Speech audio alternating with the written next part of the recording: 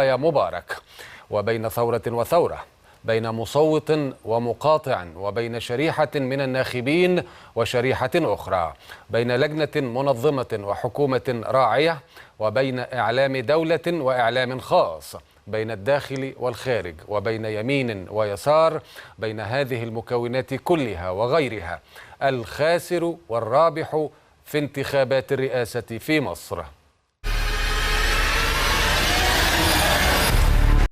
بماذا؟ هذا السؤال محور النقاش في الجزء التالي، إذ نرصد الخاسر والرابح بعد 3 أيام بدت غريبة الأطوار.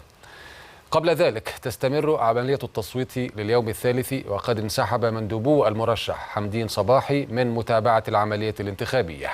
كانت كوادر الحملة ومؤيدوه وأطراف أخرى قد وضعت المرشح الرئاسي تحت ضغوط كثيفة أمس عقب الإعلان عن مد فترة التصويت يوما إضافيا، وطالبته بالانسحاب فورا من الانتخابات.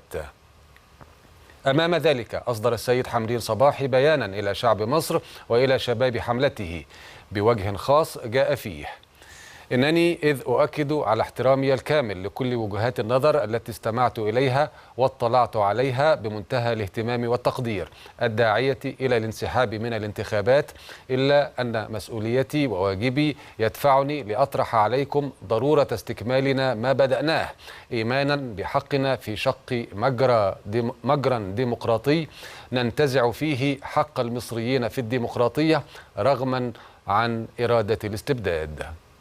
ماذا حدث على وجه الدقة؟ وأين لهذا أن يترك العملية الانتخابية؟ وموقف السيد